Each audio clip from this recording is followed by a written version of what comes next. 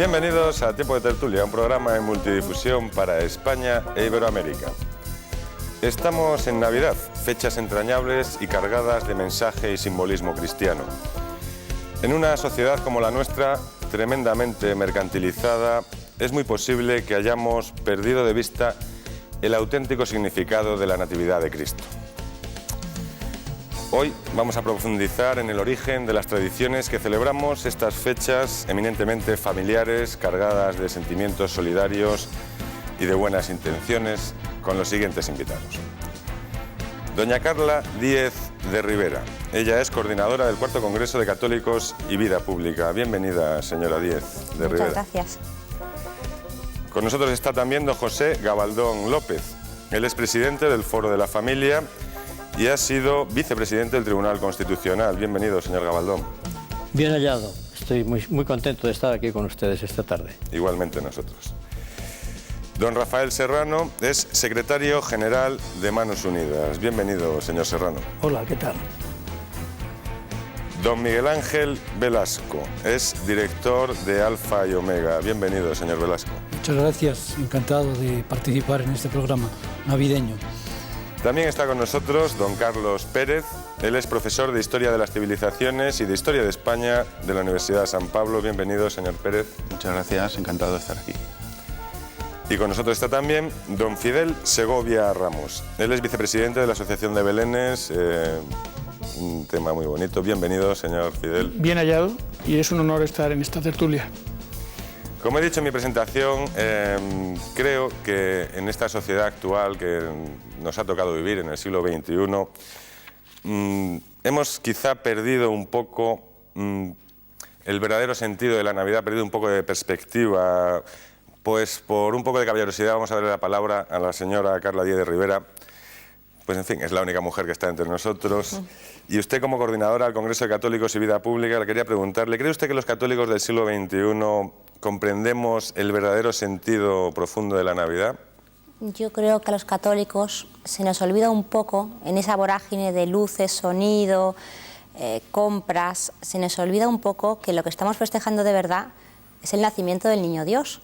Y nos dejamos llevar por esa especie de marea y a veces nos olvidamos de ese, no iba a decir yo detalle, que no es detalle, sino de la esencia de la cuestión.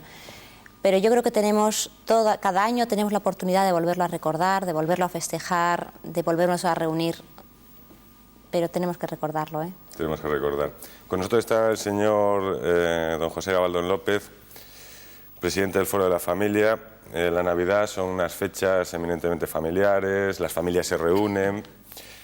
Hay quien dice que odia la Navidad porque tiene que ver a la familia. Bueno, generalmente todo el mundo está encantado, pero ¿qué importancia tiene la Navidad en la familia española de hoy en día?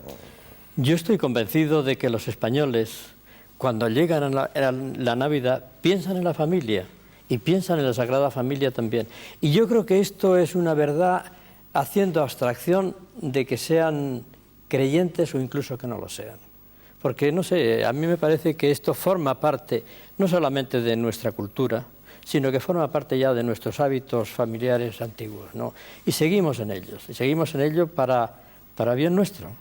Y la familia es importante en Navidad, desde luego. Don Rafael Serrano, secretario general de Manos Unidas, pues una ONG, ¿se puede decir? Sí, católica. Una ONG católica, en fin, que vive un poco de la solidaridad de las personas. En estas fechas se nota que hay hay más solidaridad.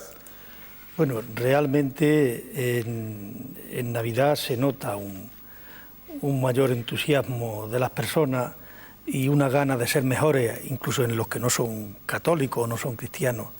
Y verdaderamente sí que se nota un incremento de la solidaridad en estas fechas. La solidaridad en sus diferentes vertientes, ¿no? También la económica, pero también de atención a las personas, de estar cercano precisamente a la gente que más necesidad tiene o que más solos están.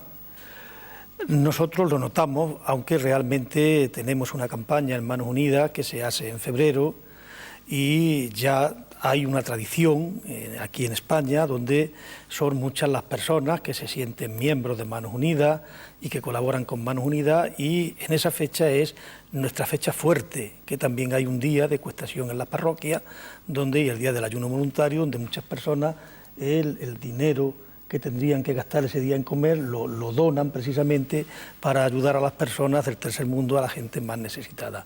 Pero en concreto también en esta fecha de Navidad, vuelvo a repetir, se nota porque el ser humano, yo creo, por lo menos lo percibo, independientemente de la religión que tenga, son unas fiestas muy apropiadas para la familia, como se ha dicho antes, y también pues de alguna manera surge en nosotros, unos por sensibilidad cristiana, otros por sensibilidad humana, surge un sentimiento de humanidad, de cercanía y de tendencia hacia ser buena persona que ojalá durara todo el año.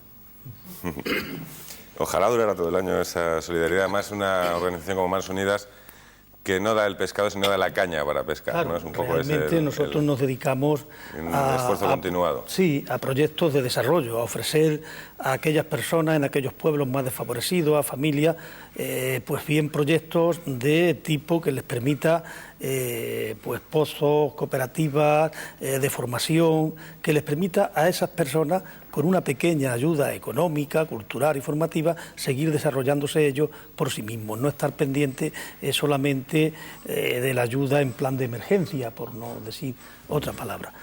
Las emergencias, pues nosotros verdaderamente no... ¿Tiene usted algún número de teléfono o alguna cuenta donde los telespectadores puedan aportar su solidaridad de una forma material? Sí, bueno, el número de teléfono es precisamente el 91 308 2020. Este es un número de teléfono donde se conoce muy bien en toda la sociedad española, puesto que aparece siempre en muchos sitios donde las personas pueden llamar. Pues desde aquí vamos a aportar el granito que podamos. También está con nosotros don Miguel Ángel Velasco, director de Alfa y Omega, pues un medio de comunicación, un fascículo eminentemente católico. Desde un medio de comunicación, la Navidad, ¿cómo se nota? ¿Se nota diferencia con otras épocas del año? Claro que se nota diferencia, y desde un medio de comunicación católico más todavía, porque no tenemos que olvidar que estamos en el tiempo de la plenitud de la buena noticia. Si hay alguna noticia buena, por esencia, por excelencia, es el Evangelio, es buena noticia, es el nacimiento del Señor. Me gustaría hacer una reflexión en un momento como el actual, en que en España y fuera de España, pero en España de una manera especial, se tiende a pensar que esto de la fe y de la religión es una cosa de la conciencia privada de cada cual. La Navidad desmiente rotundamente ese cliché falso de por sí. Es cuando más social, cuando más comunitaria es la vivencia de la fe, que de por sí ya es sustancialmente tiene una dimensión sustancialmente social, comunitaria. La buena noticia, tú y yo somos periodistas, sabemos que las noticias son para darlas, para comunicarlas a los demás. ¿Qué sentido tiene una noticia si no es para comunicarlas a los demás? Por tanto, para un periodista, yo siempre digo que los primeros periodistas cristianos se llamaban Lucas, Marcos, Juan y Mateo, que narran perfectamente el nacimiento del Señor. Así que Alfa y Omega, por estas fechas, siempre tiene un buen titular, ¿no? Ciertamente. El mejor posible. Nos ha nacido el Salvador. Seguimos con nuestra ronda de preguntas. Don Carlos Pérez es profesor de Historia de las Civilizaciones y de Historia de España. La Navidad, tal cual la entendemos hoy, la celebramos hoy con estas tradiciones, ¿cuándo nace? Es decir, ¿de dónde salen estas celebraciones? Pues habría que remontarse a los primeros cristianos, evidentemente. Los primeros cristianos, y me estoy refiriendo a los del siglo I y los del siglo II, curiosamente no celebraban la Navidad. Ellos lo que celebraban es la Pascua de Resurrección, porque para esos primeros cristianos era el acontecimiento más importante. Después empezaron a darle la importancia que tenía pues, el nacimiento del Salvador, del Mesías, y poco a poco se fue celebrando. ¿Cuándo? La verdad es que el año concreto es muy difícil de saber, porque se bailan un poco los años. Siglo III, siglo IV. Lo cierto es que fue en el siglo V, cuando desde Roma se consideró el día 25 como, como fecha oficial del nacimiento de Jesús. Y en el siglo VI, concretamente en el año 540, fue cuando Justiniano declaró el día 25 festivo, porque Navidad ya era el día 25, pero fue en el año 540 Justiniano lo declaró festivo, día festivo para los cristianos. Hombre, nos podemos ya después remontar, si le parece al moderador, a los orígenes previos a la Navidad cristiana. Me gustaría preguntarle precisamente, es decir, el 25 de diciembre es el solsticio de invierno, sí. ¿Y tiene significación esa fecha para otras civilizaciones, para otras culturas? Los romanos, por ejemplo, celebraban del 17 al 23 de diciembre, y otros pueblos, no solo los romanos, celebraban unas fiestas abundantes en comida y bebida, quizá un poco nos ha llegado algo de eso, pues celebraban unas fiestas en honor a algunos dioses, entre ellos Saturno, dios de la agricultura.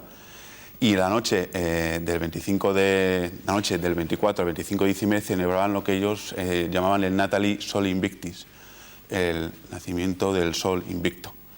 Después la Iglesia, por decirlo de alguna forma, no se sabe si con la intención de adaptarse o de acabar con esa fiesta pagana, adoptó la fecha del 25 de diciembre como fecha de Navidad. Porque es una convención el 25 de diciembre, es decir, los Claro. periodistas que decía Miguel Ángel Velasco, esos primeros periodistas, no plasmaron en los evangelios ese Claro, dato. es que en los evangelios no dice ninguna fecha concreta. Incluso hay algún anacronismo, porque no se corresponde alguna de las cosas de los evangelios con la fecha del 25 de diciembre. Es muy interesante. Bueno, don Fidel Segovia Ramos, vicepresidente de la Asociación de Belenes, realmente el belenismo, ya hemos tenido ocasión de hablar un poco previamente, es algo apasionante. ¿Cuándo nacen? ¿Quién inventa los belenes? Los belenes, el promotor de los belenes es Francisco de Asís. Allá en Grecho, en Italia, la misa de una noche buena, de una ¿Siglo XIII? pues sí, aproximadamente allá por el año 1220-23 es cuando se tienen las noticias, y aprovechando la célebre misa del gallo o de la medianoche, hace una pequeña representación viviente del nacimiento de Cristo. Además del José y María y el niño, mete los animales también. Y luego ya posteriormente es cuando el Belén, a través de sus fieles discípulas, aunque creamos que son los franciscanos, son más bien las clarisas, las que van representando con figuras, con imaginería, la natividad, el nacimiento en los distintos conventos y empiezan con el niño Jesús, al cual le ataviaban con vestidos riquísimos, daban lo que más consideraban ellas que era el espíritu maternal de la mujer. Así que San Francisco de Asís, digamos, para popularizar un poco el mensaje de la Iglesia Católica, hace este Belén viviente. Pero los belenes, como por ejemplo este que tenemos aquí de José Luis Mayo Lebrija, mejor imaginero vivo español, según sus palabras, estos belenes en España, ¿cuándo llegan? ¿Cómo se popularizan? Estos o similares, vamos. Bueno, lo más característico del Belén es, a nivel popular, empieza el Belén napolitano. Es cuando se empieza a conocer. Ciertamente ya hay retablillos anteriores al Belén napolitano, que se llamaban retablillos, pero se empieza a popularizar el Belén con Carlos III.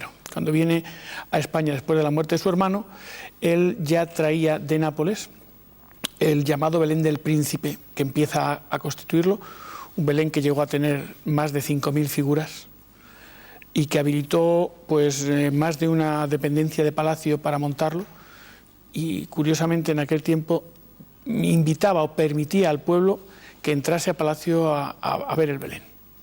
O sea, él es el que en España fundamentalmente nos trae esa tradición. Carlos III. En la Navidad, ya es una pregunta que le hago a la tertulia en general. En la Navidad, el mensaje ¿cuál es? Es decir, ¿cuál es el mensaje que, por digamos, ponerlo blanco sobre negro y clarito, cuál es el mensaje que nos tiene que llegar? ¿Cuál es el mensaje? ¿Cristo nace para redimirnos? ¿Cuál es el simbolismo, el mensaje profundo?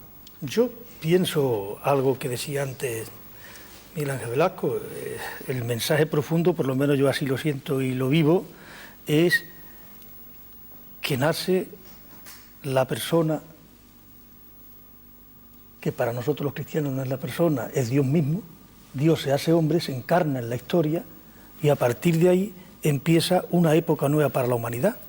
Es el principio de un Dios que se hace hombre, no de un Dios lejano y abstracto, sino que se encarna aquí en la historia y que nos enseña un camino nuevo y distinto para empezar a ser felices, porque a través de su vida que nos va marcando qué es lo que tenemos que hacer los cristianos, las personas, para ser cada día más auténticos y más fieles pues a la voluntad de Dios. Por lo tanto, para mí es algo que irrumpe en la historia de una forma totalmente nueva, y a partir de aquí podemos empezar a hablar, yo así lo vivo y así lo experimento, de una nueva era, de un punto de referencia y de una alegría inmensa. Ya sabemos cómo es Dios. Yo resumiría en 2 palabras. Es el comienzo de la historia de la salvación. Bien. Yo creo que no cabría... la historia de la salvación empieza con la ternura de la infancia, del nacimiento de un niño. En los planes de Dios hasta eso es perfecto. Hay un elemento ¿Qué hay más tierno que un de niño? infancia, ¿no? Es decir, Efectivamente. de comienzo. Es un Dios que se vuelve un poco loco, ¿no? Por amor a la gente, por amor al ser humano, se hace uno más de entre nosotros. Eso no hay ningún otro Dios de ninguna otra religión que lo haya hecho. Y luego vendrá todas las otras maravillas de después, del amar a los enemigos, del resucitar para que nosotros resucitemos con Él, etcétera, etcétera. Pero esa ternura tremenda, esa de un Dios que se hace crío de carne humana, la palabra es carne, verbum caro, factum, se hace carne. Se encarna. Se encarna, no usemos palabras extrañas, símbolos, no, se hace carne de ser humano, porque nos quiere.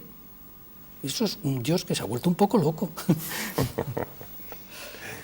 Quisiera preguntarles, bueno, en la imaginería, la Navidad está cargada de símbolos, como he dicho antes. Por ejemplo, el árbol de Navidad, el árbol de Navidad que tiene una tradición celta, pero en fin, el árbol de Navidad también se asume y tiene una simbología claramente católica. ¿Alguien sabe un poquito de qué? Bueno, el origen del árbol de Navidad es celta y también es germano, y de los pueblos escandinavos, que consideraban un árbol como un símbolo de vida, y por eso no es que lo adorasen, pero tenían una especial protección. Incluso se decía que en los pueblos germanos, en invierno, cuando caían las hojas, lo llenaban de adornos para que volvieran los buenos espíritus. De ahí ha pasado, bueno, pues al resto de Europa, esa protección especial hacia el árbol, y después ya pues a todo el mundo. Y se le pone la estrella encima, que es como la estrella que siguieron los Reyes Magos, y esto es un simbolismo. Y bueno, hay otra también leyenda, porque todo está lleno de leyendas, de que el niño Jesús estaba perdido en un bosque, llegó a una casa de labradores muy pobres, le dieron de comer y en agradecimiento les dijo que plantaran una rama, cuando él ya se fue, que plantara una rama y que les daría frutos. Y efectivamente plantó una rama, nació un árbol y apareció lleno, pues, por ejemplo, de castañas de oro. De ahí la simbología actual, que en los arbolitos pues ponemos castañas y regalitos. Es bonito cómo la Iglesia acoge todas estas manifestaciones que no son precisamente y estrictamente el misterio, pero todas estas manifestaciones de riqueza en torno a la Navidad. Yo acabo de regresar de Roma estos días y allí está levantándose en la plaza de San Pedro un abeto que el pueblo de Croacia ha regalado este año al Santo Padre, cada año se lo regala, y el pueblo romano pues está ya en torno a cómo se está preparando todo eso. Y son, insisto, no es lo esencial de la Navidad, pero cómo la Iglesia acoge estas tradiciones enriquecedoras que hacen de estos días unos días especiales, ¿no?, para la vida de la gente. Sí, es dar trascendencia a lo cotidiano, ¿no? Por eso yo veía antes, cuando hablábamos de que yo veía en la Navidad el nacimiento de Dios en una familia. Dios está decidido a nacer en una familia humana, una familia que tiene todas las virtudes que puede tener una familia humana y quiere nacer ahí. Pero cuidado, la familia no se crea con ese momento. La familia es ya una institución de larga vida y una institución que ha servido no solamente para la perpetuación de la especie. Para esto no hacía falta exactamente la familia, que es una de las cosas que actualmente en la vida actual se están distorsionando, ¿no? simplemente para la perpetuación de la especie no era necesaria la familia. La familia nace precisamente porque es algo más que la perpetuación de la especie lo que el hombre tiene que poner aquí en el mundo. Y entonces, los días de Navidad, pues no sé, a mí me gusta pensar en eso, en la trascendencia, lo trascendente que significa que Dios quiera nacer en el seno de una familia humana, de una familia que tiene todas las virtudes humanas de la familia, ¿no? En el fondo, los días previos del Adviento, estamos expectantes, va a nacer, y la pregunta es, ¿le quieres acoger en tu casa? El hecho material de poner el nacimiento, de empezar a colocar las figuritas, es decir, yo le estoy abriendo mi corazón, el niño Dios va a nacer, ¿le vas a abrir el corazón de tu casa? Y el hecho físico de empezar a montar el nacimiento, el padre, el hijo, la madre, cada uno pone su oveja, o el cerdito que va para allá, y el estético, el que quiere subirlo, ponerlo, eso es esa apertura de corazón de la familia entera que le acoge en su casa. Es un hecho material, físico, que es, sí, ven aquí te queremos, aquí te cobijamos, nosotros no te dejamos en el frío, en la intemperie, con nuestras imperfecciones y nuestras debilidades, porque yo creo que todas las familias tienen sus cosas buenas, sus cosas malas, pues así tal cual somos, ven con nosotros que aquí tienes calor. Entonces, yo creo que ese hecho físico de preparar la casa, de poner el nacimiento, es dar un cobijo material a ese niño que va a nacer. Conservamos las tradiciones, es decir, los belenes antes se ponían más y ahora pues se pone un Santa Claus. Yo también quería un poco hablar de esa cuestión Santa Claus versus Reyes Magos, el día 25 los regalos o el día 6, un poco esta digamos, invasión anglosajona, ¿no?, que tenemos. Ciertamente, aunque parezca lo contrario, ha crecido de un tiempo a esta parte bastante, se ha vuelto a aumentar, se ha vuelto a resurgir la costumbre del Belén, muchísimo. Hubo un tiempo de snobismo en el cual era el árbol de Navidad, es cierto, todos le teníamos de alguna forma y entonces se ponía. Pero hablabas antes, nos decías, y es verdad, la Iglesia sabia una vez más ha sabido conjuntar los dos elementos. Si vemos en la Plaza de San Pedro, debajo del monumental árbol se pone la gruta. Claro. Quiere decirse, yo humildemente interpreto que son los dos símbolos más grandes. Para mí el símbolo del árbol es la luz y la vida, y el nacimiento es el calor. Sin calor me parece a mí que no se puede, los corazones no se abrirían. La verdad es que esta tradición tan hermosa, tan nuestra, no decae. Y además, sí puedo decir que cada vez es más exigente. Se va perfeccionando más. Aquellos belenes grandes que poníamos de pequeños, yo recuerdo en mi casa, cuando mi padre buscaba la escoria de la calefacción para hacer las montañas y iba a la calle Fuencarral a comprar las lavanderas que valían un poco más de una peseta, esas cosas. Bueno, pues eso ahora ha cambiado y se va seleccionando más, pero lo que no hay duda es que la representación del misterio, que vulgarmente decimos lo que es, eso, hasta para los no creyentes, practicantes, creo que tiene una simbología y un hecho entrañable, como nos decía antes, de que en el hogar esa representación pues es lo más adecuado. La Iglesia celebra la devoción popular, la fe popular. Hay dos cosas que catequéticamente representan. Entiendo yo que cuanto más la Navidad y la Pasión. Es cuando la representación iconográfica o de imágenes es cuando se populariza más. De vieja historia, ¿no? Es decir, si nos remontamos a los siglos primeros, cuando no había televisión, no había internet, los retablos de nuestras iglesias románicas, maravillosos belenes en nuestras iglesias románicas, representaciones del nacimiento. Luego hay toda la literatura y toda la música y todo el arte al servicio de esta maravilla, de este misterio. En España y fuera de España, acá, en Rafika estoy recibiendo unos crismas navideños de África preciosísimos, por no hablar de Hispanoamérica, donde la tradición del Belén es sentidísima, familiarísima, etcétera, etcétera, ¿no? De modo que en un momento en que Europa está haciéndose una carta nueva y se está preguntando si sí o no a las raíces cristianas, es que ¿cómo se puede entender Europa sin esto? Es que no se puede entender, como no se puede entender el Museo del Prado sin esto. Si al Museo del Prado le quitamos todo lo que hay de nacimientos, de la Pasión del Señor, se queda en un 4%.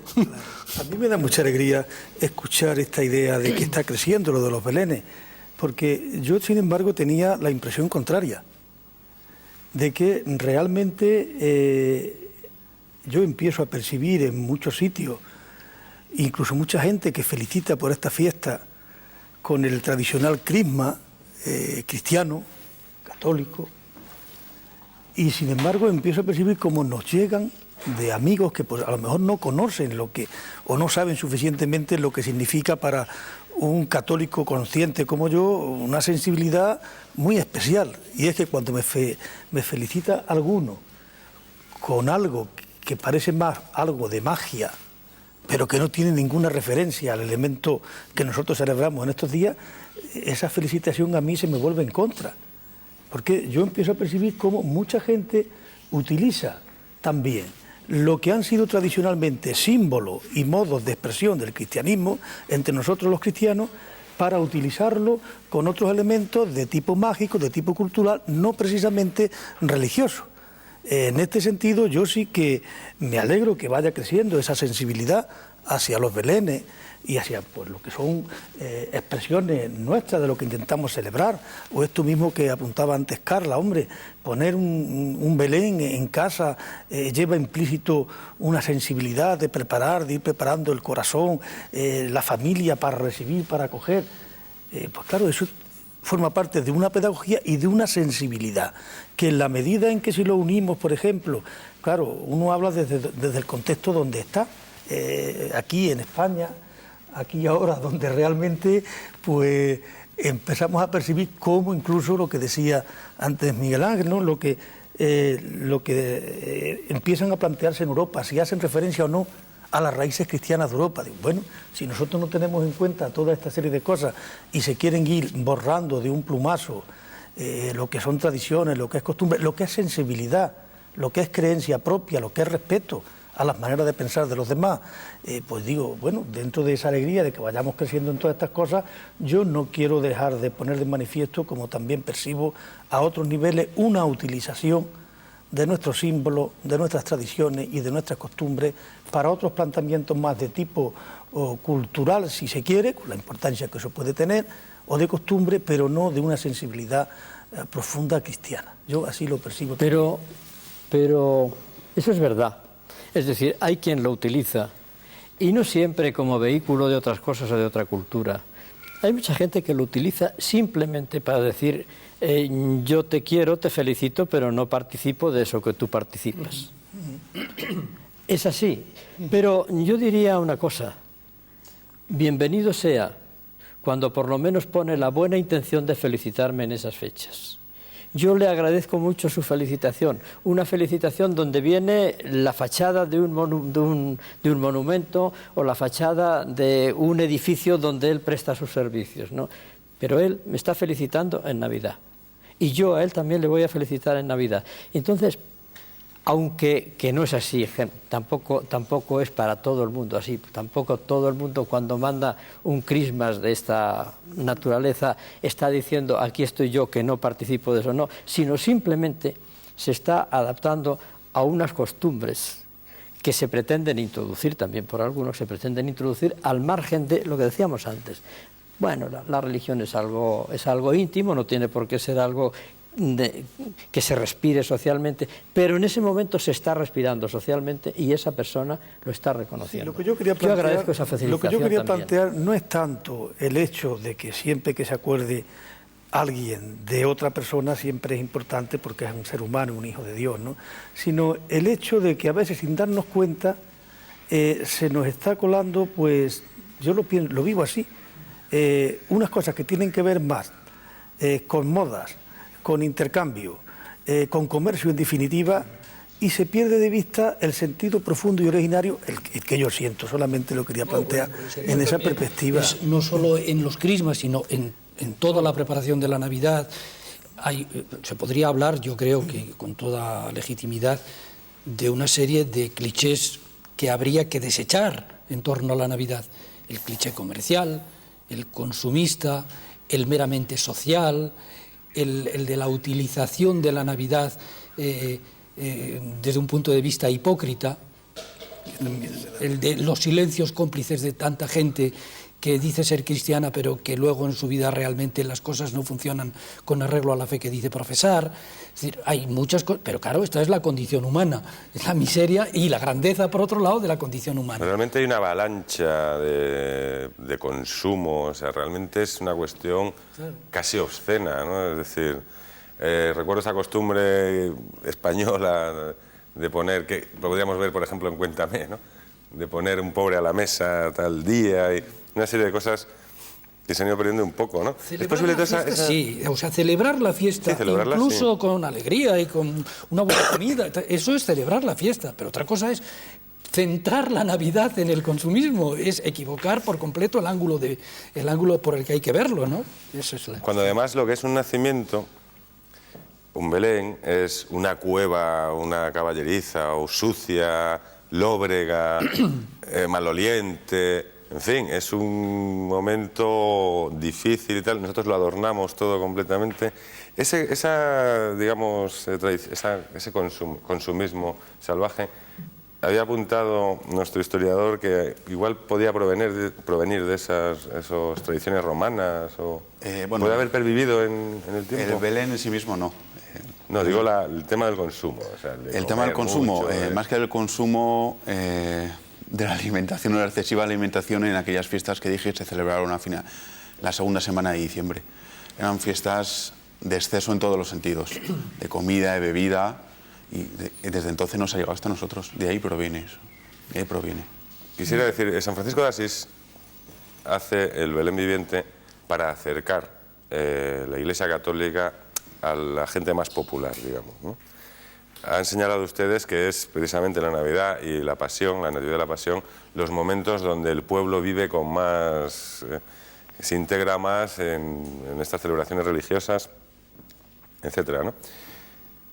¿Es realmente popular el tema de los belenes? ¿Es una cosa realmente entronca con el pueblo? Con el pueblo de abajo. Es un elemento, además, por ejemplo, en la cristianización de América, el Belén precisamente es un elemento muy importante y lo asumen con mucha fuerza, ¿no? Totalmente. Además, lógicamente, como en las distintas expediciones iban franciscanos, según la historia, pues algo llevarían. Y la verdad es que en todos los países latinoamericanos, en todos se conserva la tradición del Belén. Unos de una forma, otros de otra, pero se conserva la tradición del Belén. Yo en uno de los países que en alguna ocasión visité, puede que fuese, no dudo si fuese Venezuela o fuese Santo Domingo, me llamó la atención una representación de un Belén sin caras. Era vestido pero sin cara, y entonces yo pregunté qué significaba aquello, y me dieron una lección teológica. La cara la pone el que quiere. Esa cara es la de todos. Está muy bien. Yo, la verdad es que no me resistí a la tentación de algo que a mí no me gustaba. Después de aquello lo compré y me lo traje, porque parece que tenía un sentido bastante profundo. Y es verdad que en todos los países de habla hispana, pues el Belén es característico y tradicional, y hay una riqueza tremenda, tanto más como en España, tanto más. Y es un elemento de transmisión de la fe de una forma muy natural y muy sencilla, porque como habías dicho tú antes, dijiste: recuerdo cuando mi padre compraba las lavanderas en Fuencarral. ¿A quién nos transmite la fe? Tu padre, tu madre, tu familia. ¿Tú dónde aprendes las primeras cosas? En tu familia. ¿Tú dónde aprendes a ver a Jesús? En el pesebre en Navidad, cuando tienes un año y estás toqueteando. Es una forma muy fácil de contar las cosas. Yo recuerdo a mi hijo el año pasado cuando decía que yo y ese malo a matallo. Había que convencer que no había que matar a Herodes, que sí era malo, pero no sé cómo se le había quedado la idea. Entonces, es una forma muy natural y muy gráfica de transmitir esa fe. Pero ¿quién nos las transmite? Nuestros padres. Yo creo que Eso es lo que tenemos que pasar a nuestros hijos, que tenemos que empezar con ellos, con 2 años, con 1 año, a poner la figurita y a contarle quién es este, qué hace la oveja por aquí, quién es el otro, porque lo integran en su vida de una forma absolutamente natural, forma parte de su vida. Entonces, igual todas las familias que yo creo que hoy ponen un nacimiento en su casa, lo ponen porque sus padres lo ponían. Esto es algo que te transmiten tus padres y que tú lo haces con tus hijos y que tus hijos lo harán con tus nietos. Es una maravillosa pedagogía de la fe. Sí. Pedagogía de la fe. Parece que me voy a salir de lo que estamos hablando un momento, pero no me voy a salir. Hay una encuesta sociológica que acaba de hacer Javier Elzo, Que ha venido a este programa en un par de estos días, muy preocupante en este sentido. Da como resultado un 43% de familias nominales. Quiere decir nominales, que son familia, pero que no aceptan los compromisos que el ser familia supone. Y con una derivación muy interesante para lo que estamos hablando aquí. Por ejemplo, la transmisión de la religiosidad a la que tú acabas de referirte, y sobre todo la vocación de la gente joven, ya no nace como antes en la familia, empieza a nacer más en la parroquia o en los movimientos que en la propia familia. La Navidad es importantísima para recuperar esta pérdida tremenda, importantísima. Esa pedagogía de la fe que nace en casa, como antes nacía en los retablos de las iglesias, y tal, la televisión, los medios de comunicación, todo lo que se haga en torno al misterio de Navidad para transmitir la vivencia de esa fe, será una riqueza no solo para la fe de la gente, sino para la buena administración pública, para la gestión de la sociedad correcta, de la que cristianos y no cristianos se han de beneficiar en el futuro. Si no, pagaremos muy cara esa factura. Porque educamos personas enraizadas, sólidas, estables, que aportan algo a la sociedad. En efecto. Sí, es que ahí yo añadiría un pequeño estrambote, ¿no? Es que ciertamente tú al final has tocado lo que es trascendente para el funcionamiento de la sociedad. Y esto es lo que hoy, y yo creo que en algunos casos deliberadamente, y ejemplos hay que tenemos casi todos los días, pero ejemplos de administraciones públicas que tratan de hacer lo contrario de lo que la sociedad necesita, y ya no digo quiere, necesita y es natural. Es decir, de alguna manera, ¿por qué decía yo antes que Dios quiso nacer en el seno de una familia, pero que la familia no se crea en ese momento? Allí hay todas las virtudes familiares, pero nace en una familia. Y decía yo, es que simplemente la transmisión de la especie, para eso no era necesaria la familia. La familia es necesaria para la articulación de la sociedad y es necesaria una institución familiar, no simplemente unos lazos familiares, que todos sabemos que lazos familiares pueden nacer de multitud de encuentros y multitud de hechos. No se trata de eso. Se trata de una institución que vertebre y que vertebre a la sociedad. Y yo creo que cuando algún dirigente político o algún dirigente social está ignorando esto, está ignorando directísimamente cuál es su función y cuál es su deber. Porque su deber es precisamente animar, estructurar y ayudar a lo que es la institución de la familia, la institución con todos sus lazos sociológicos, pero también con todos sus lazos jurídicos, que es lo que le van a dar solidez, que es lo que le van a dar seguridad. Y lo que va a dar seguridad a la sociedad, pues lo quería, era un estrambote a algo que tú habías dicho y que me parecía de alguna manera interesante. El moderador ha hablado de Navidad y familia, la relación que había. Bueno, pues las antiguas familias europeas se reunían en torno a lo que se llama una rosca de pan dulce, en la que se metía un haba, ahora tenemos un regalito. Pues antes metía un haba que parece ser que representaba la huida del rey Herodes, parece ser, aunque hay varias interpretaciones de lo del haba. Entonces se reunían en torno a eso, pues Navidad es familia, familia es Navidad. De todas maneras, el tema de la familia, que va muy unido a las fiestas donde celebramos, yo creo que aquí hay un reto grande, un gran reto, que a veces no tomamos suficiente conciencia de lo que significa. Y yo pienso que también para los políticos. Verdaderamente, ¿dónde se crea? Porque tú en la familia aprendes por contagio unos modos de ser, de sentir y de vivir. Pero también es verdad que hoy día, tal como está estructurada la vida de la familia, sobre todo en las grandes ciudades, donde el hombre y la mujer salen a trabajar por la mañana, donde vuelves por la noche, donde tus hijos quedan en una guardería o en un colegio que tú recoges por la noche. Aquí empieza a ver qué tiempo dedicamos precisamente a crear esa transmisión de valores, de fe, de costumbres, de tradiciones. Si la mayor parte del tiempo nuestros hijos están con otra gente que no son sus padres, en otros ambientes, en otras escuelas, en fin, yo veo los medios de comunicación, la televisión, la influencia tan grande que tiene en ir creando una cultura, un pensamiento, una forma de ver la vida. ¿Qué estoy planteando con esto? Pues que realmente no nos engañemos. Las personas, aunque es verdad que hay un fondo que se vive en la propia familia, pero cada día más es la sociedad, es el Estado, a través de sus instituciones, las que van configurando los modos de ser, de pensar y de sentir de las personas, y por lo tanto de la familia. Esa familia que tanto reclamamos se está, al menos en estas grandes ciudades, como puede ser Madrid, se está desintegrando. Y yo entiendo que incluso desde el poder político no se está haciendo lo suficiente por mantenerlo. Y ahí coincido totalmente contigo. Una sociedad donde no exista una familia como hogar, pero también como institución anterior incluso a la propia configuración del Estado, termina por dejar al hombre solo y desamparado. No se puede llamar familia a cualquier cosa que se le ocurra a un dirigente político.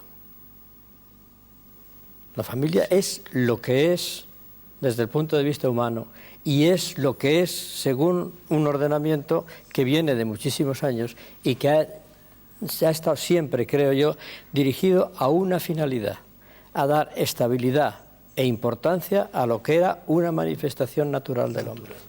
Señor Gabaldón, eso que ha dicho de que se le ocurra a un político, ¿podría ejemplificarlo para que nos enteremos? Es que a mí no me gustaría que la tertulia cambiara de su orientación, pero el Foro Español de la Familia está hoy sensibilizado por determinadas cosas que se están intentando hacer en España. Es decir, de alguna manera se está intentando parificar los hechos que originan relaciones familiares con la familia institución. Señores, pues estamos hablando nada más y nada menos que de la regulación de las parejas de hecho. Nuestros espectadores yo decía que no están quería... al cabo de la calle de qué estamos hablando, estoy casi seguro.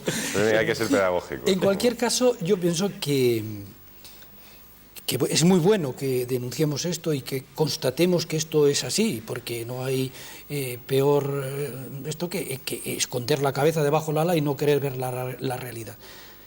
Pero yo animaría cristianamente, o es decir, esperanzadamente, a que no nos quedemos en lamentaciones. Lamentarse es inútil, no sirve absolutamente para nada. Cierto. Para nada. ¿Qué seco está el desierto? Pues mire usted, haga usted su oasis y usted el suyo y se acaba la sequedad del desierto. De modo que yo hago un llamamiento a nuestros espectadores, a cada familia que nos esté viendo. Haga usted su oasis de Navidad y cree valores familiares. Claro. Deje de quejarse que eso no sirve absolutamente para nada. Sea usted familia. Y a lo mejor, sea familia, claro, de verdad, y verá cómo esto funciona mejor. Claro, haga familia, empiece por hacer familia esta Navidad, aproveche para hacer familia y a lo mejor la Navidad es un momento de corazón nuevo, ¿no? Es un momento de replantearte cómo funciona tu familia. ¿Qué espacios de familia tengo? Es que no tengo ninguno porque, como ha dicho antes, pues los dos llegamos a las 8. Pues a lo mejor nos estamos equivocando y lo que tenemos que hacer es replantearnos la vida. Pues siempre en Navidad es buen momento para volver a plantearse las cosas y a ver qué tal anda tu familia, qué tal andan tus hijos. Y cuando ha dicho antes lo de sentar un pobre a su mesa, yo me he acordado de lo de la solidaridad, y la solidaridad emocional, no la solidaridad económica. Es que yo desde muy pequeña recuerdo a mi madre llevándome a ver a tías viejas, ancianas, viudas, y yo decía, caramba, la Navidad se convierte en una serie de visitas a señoras, y de repente, pues poco a poco con los años fui comprendiendo que son momentos que la gente se siente sola, que se siente especialmente desvalida, porque hubo un momento dado en la adolescencia que me rebelé, ¿por qué ahora y no el resto del año, no? Bueno, pues más vale ahora que nunca, y es un momento de acordarte de que esas personas existen y de tener un gesto cariñoso y de ir un día a merendar y de ir otro día yo creo muchísimo en esa solidaridad del cariño y del afecto, y a lo mejor uno no puede ir porque está a 400 kilómetros, pero creo en la solidaridad del teléfono y en la de una tarjeta navideña. Es que simplemente significa, hola, ¿estás ahí? Me acuerdo de ti. Y ya. Y es muy cierto que en la Navidad la gente se siente muy hace, sola, más sola que en otras, porque ve alrededor, al menos aparentemente, una mayor alegría y una mayor... No, y es el momento... Siempre hay familias en las que falta alguien. ¿Sí? Definitiva o no definitivamente, porque hay personas que están pues en otro país o en otra región, no han podido estar con la familia, es verdad. Sí, esta mañana yo iba escuchando en la radio a una persona que es perfectamente conocida tanto en España como en el resto de Hispanoamérica, Alaska, la cantante Alaska, que os conocía no mundialmente, pero Olvido Gara, en el ámbito hispano es perfectamente conocida, que hablaba en la radio precisamente de Navidad y solidaridad. Entonces estás poniendo una serie de actividades, una serie de certámenes que se van a celebrar los próximos días, hablando precisamente de eso que acabas de comentar tú, Navidad y solidaridad, que hay que recuperar ese espíritu de solidaridad. Hombre, la solidaridad, es verdad que para las organizaciones como la nuestra, como Manos Unidas, que realmente nuestra gran actividad es recaudar medios para ayudar a desarrollarse a las personas, a los más pobres, a los más humildes, en los países más necesitados. Digo que es verdad que es fundamental para nosotros la aportación económica, pero somos muy conscientes que la solidaridad no es solamente rascarse en el bolsillo, sino que es una sensibilidad, una actitud ante la vida, una actitud ante el hermano, ante el compañero, ante el vecino, ante las personas, un ser capaz de sentir algo que te sale de dentro cuando ves sufrir a otra persona, cuando lo ves solo, cuando lo ves desesperanzado. Claro, en la medida en que somos capaces de sacar de lo mejor, de lo mejor o de lo peor, de nuestro ser, de nuestras entrañas, esa actitud de amor hacia el que sufre o hacia el que más lo necesita, no cabe la menor duda que se está cultivando una sensibilidad especial de ser, una manera concreta de ser solidario. Y eso es lo importante. Y en este sentido yo me acordaba ahora de uno de los grupos de personas de Manos Unidas que han estado visitando unos proyectos ahora en concreto en África, y ellos venían verdaderamente impresionados de cómo esas personas que ellos habían estado visitando, dentro de la pobreza de medios materiales que allí tienen, dentro de la enfermedad, por todo lo que está azotando, pues muchas enfermedades allí en África, y entre ellos pues la enfermedad del SIDA, ¿no? Cómo, sin embargo, dentro de esa pobreza de medios, alrededor de las misiones, porque eran proyectos que estaban llevados, impulsados por misioneros, por religiosos y por religiosas, venían maravillados de ver la actitud ante la vida esperanzada, de alegría, de compañerismo, de ganas de sentir la música, de agradecer, de bailar, de cantar. Decía, una expresión humana y sensible.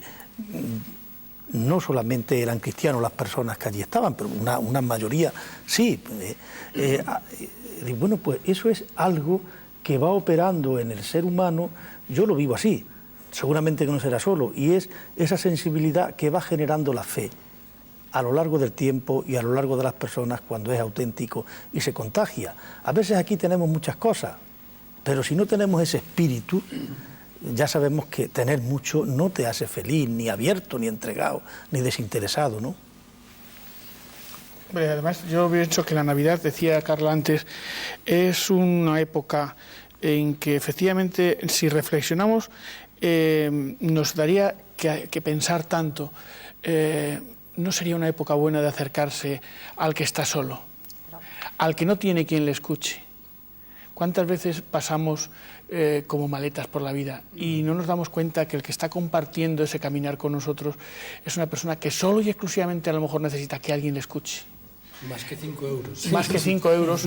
Y es que esa pobreza tan grande, que se palia con tanta dificultad y que sin embargo lo tenemos tan al alcance de la mano, poder escuchar al que lo necesita.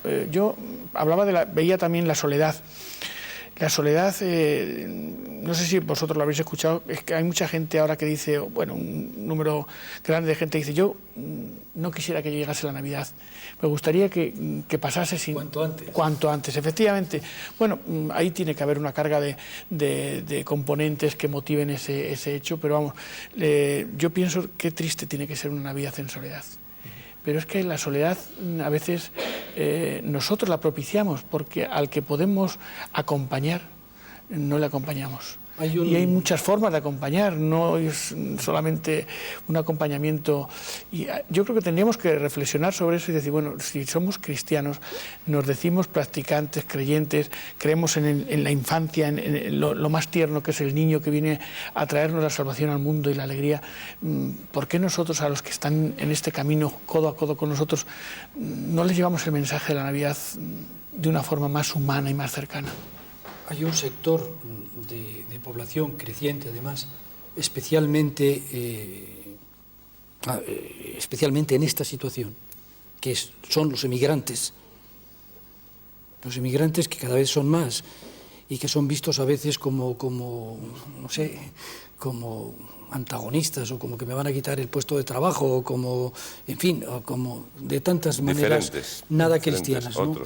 Y yo recuerdo, si me permitís una anécdota, de hace un montón de años escribí en aquel Ya, un artículo, viví la siguiente historia, ¿no? A mí se me ocurrió ir a la estación de Chamartín en la víspera de Navidad y venían en el tren un matrimonio palestino. Ella a punto de dar a luz. Cogimos el teléfono, esto es verídico, no es que era un reportaje que nos inventamos.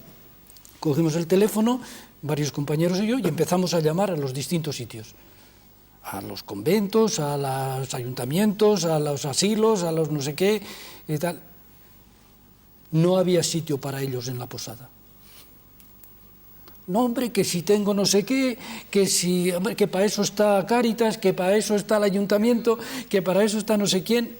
Al final, la pareja de palestinos tuvo que irse a un almacén de papel en la periferia de Vallecas y allí dio a luz la buena mujer.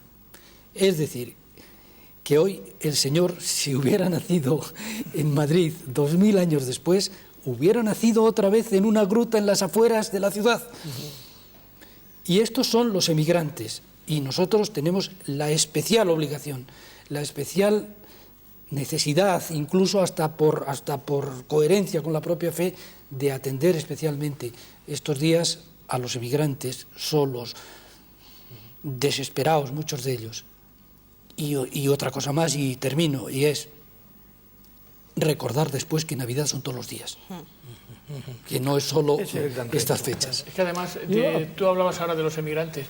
Yo pienso que el que no acepte un emigrante, a lo mejor es una afirmación demasiado rotunda, no es cristiano. Ya no hablo de católico, es un antagonismo. El que cierra el corazón al que de alguna forma viene, es como que no está viendo a Cristo en esa persona, en ese ser humano. Entonces, que no nos etiquetemos de cristianos, porque el emigrante es un hombre que necesita aún más comprensión, ayuda, aceptación, cariño, y todo lo que sea rechazo no es cristiano bajo mi punto de vista, no es aceptable. A propósito de lo que tú decías antes de escuchar, simplemente escuchar, que efectivamente, y yo añadiría poco a eso, porque escuchar también es lo que voy a decir, sonreír, sonreír. Hay que ver el mundo en que vivimos, sobre todo el mundo urbano, que es un mundo de alejamiento, es un mundo de seriedad a veces agresiva, no digamos cuando se plantea con un motivo de aparcamiento, entonces ya llega... Y yo, a propósito de esto, recordaba, ya no me acuerdo el título, alguno seguro lo sabéis, una de aquellas películas del cine neorrealista italiano, donde hay un individuo que todo lo que hace, es un pobre desgraciado, y todo lo que hace y consigue es que a todo el que se encuentra le da los buenos días, pero los buenos días con toda el alma, ¿no? Y con toda la sonrisa, ¿no? Además tenemos una cosa a nuestro alcance. a que os habéis observado siempre que un niño y un adulto cuando mira un nacimiento nunca mira serio, siempre sonríe. ¿Sí? O sea, eso es un motivo de alegría y para adultos y para niños. Yo hago una reflexión. Hablábamos del árbol, un poco por volver al tema de la tradición navideña. Hablábamos del árbol y del Belén. ¿Habéis visto alguna vez una cola de gente mirando un árbol? Yo no, jamás. Sin embargo, donde hay un Belén bonito, hay una cola de gente. ¿Y entonces por qué? Pues porque creo que tiene mucho más peso específico el misterio de la salvación representada eso, que bueno, un árbol lleno de lucecitas y de regalitos. Entonces, bueno, si queremos hacer Han apuntado ustedes en la tertulia, he hablado del poder político. Sin embargo, me gustaría hacerles una reflexión. Queda poco tiempo, pero bueno, una reflexión. En un mundo globalizado donde el poder político cada vez pesa menos y el poder económico y financiero cada vez pesa más, ¿no creen ustedes que realmente ese poder económico se está apropiando de esos símbolos, de esa tradición, de esos buenos sentimientos, simplemente para vender de una manera además descarada? El ejemplo más normal y que todos conocemos es Santa Claus y la Coca-Cola. En el año 1931, cuando Coca-Cola quiso hacer una nueva campaña de publicidad, obligó, el anunciante, quien hizo la campaña de publicidad, tuvo que modificar levemente la figura de Santa Claus. Coca-Cola obligó a hacerlo más gordinflón, hacerlo más bonachón, hacerlo con determinadas características. Eso sí, se mantuvo los colores rojo y blanco, que son los de la Coca-Cola. Y Santa Claus, Nicolás de Bari, ¿eh? San Nicolás, no, pero no Nicolás de Bari, sino de Mira. San Nicolás. San Nicolás de Mira. De Mira, que está en la actual Turquía. De allí pasó pues, a Europa, de allí pasó especialmente los... Creo que fue un sacerdote, un obispo. obispo. Sí, obispo obispo especialmente dadivoso y generoso con los niños, con los pobres. Y además de San Nicolás viene la tradición del calcetín, que aquí en España y en otros países hispanoamericanos no se usa mucho. No. Se usa más bien en el mundo anglosajón. El calcetín en la chimenea. Se cuenta que conoció a tres hermanas muy pobres, que cuando llegaban a la mayoría de edad, el padre tenía que, como no se podían casar, no podían pagar la dote, el padre tenía que venderlas. Enterado San Nicolás, iba pasando y tirando el dinero para la dote, se subía a la chimenea y lo tiraba. Entonces caía en el calcetín que estas hermanas ponían a secar en la chimenea. A mí no me cabe la menor duda que el poder económico, dicho así de manera global, intentará utilizar todo tipo de símbolos, de fiestas y todo tipo de acontecimientos pues para el enriquecimiento, para hacer fortuna. A mí no me cabe la menor duda que eso es así. Sin embargo, como cristiano, que yo no puedo estar cansado, pero no desesperanzado, creo que a pesar de los pesares, el ser humano, el hombre, la mujer, el ser humano en definitiva, es algo que no se puede manipular permanentemente. Aunque haya muchas personas que por diferentes circunstancias caigan o caigamos alguna vez en algún tipo de manipulación comercial, económica o ideológica. Y estoy convencido que precisamente lo que celebramos en Navidad es el inicio, como decíamos al principio, el inicio de la historia de la salvación, el triunfo de la vida sobre la muerte, el triunfo del ser humano. Y eso no es un acontecimiento que se dio en una época, sino que para los creyentes sigue siendo realidad hoy. Esto es lo que yo quería... En ese sentido en el que yo planteo la esperanza de que somos capaces, las personas por supuesto, a través de la formación, a través de las tradiciones, de la cultura, de la familia, de muchísimas cosas, pero somos capaces de ser algo más que simples consumidores y algo más que simples productores. En ese sentido, ese que vamos a celebrar en estos días es el ejemplo claro de que el ser humano va a triunfar el plan de Dios sobre el hombre. Que lo sentimental es bonito y es aceptable y es legítimo, pero la Navidad no puede quedarse en sentimentalismo o en ternurismo, y que el Señor que nace no es alguien que nació una vez, es alguien que vive hoy en medio de nosotros, una persona viva en medio de nosotros. Y esa es la verdadera Navidad de cada día a la que yo me refería antes. Claro, el Señor vino y no vino a decir voy a hacer un referéndum sobre la verdad. No, vino y dijo yo soy la verdad, y el camino y la vida. Y los que creemos en eso, con gozo y con humildad y con muchísima esperanza, celebramos e invitamos a todos los demás a celebrarlo con nosotros. Han comentado el tema de la familia, quería brevemente decirles. Yo es que quería hacer una Sí, observación sobre adelante, esto adelante, último, adelante. vamos a ver, los economistas nos dicen hoy, y vivimos hoy, que sin consumo no hay producción, sin producción no hay trabajo. Es decir, de alguna manera todo está implicado. Entonces, ¿dónde está el problema? Efectivamente, la producción tenderá a aprovechar todas las circunstancias para vender. ¿El consumismo dónde está? El consumismo está en la educación del hombre. El problema no es que se nos ofrezcan más bienes, sino que nosotros y nuestros hijos sepamos tener el dominio suficiente para vivir como tenemos que vivir y no dejarnos de arrastrar por ese deseo constante de tener más en lugar de ser más. En definitiva, es un problema de educación. Eso es muy bonito lo que acaba usted de decir, tener más en lugar, o sea, ser más en lugar de tener más. Hemos agotado nuestro tiempo. Como les dije, pues parece mucho, pero al final pues han visto que no es tanto. Les agradezco que hayan acudido a la cita de tiempo de tertulia. Les deseo las felices Pascuas, felices fiestas a todos y gracias por estar aquí. Igualmente. Muchas gracias. Muchas gracias. Muchas gracias también por estar aquí, por haber podido estar aquí. No hay de qué, ha sido un placer. Hasta aquí nuestro programa de multidifusión, Tiempo de Tertulia, un espacio para España y por satélite a través de ATEI para Iberoamérica. Hoy hablando sobre la Navidad, sus tradiciones y costumbres y el significado profundo de estas fechas, hemos tenido el placer y el honor de contar con los siguientes invitados. Doña Carla Díez de Rivera,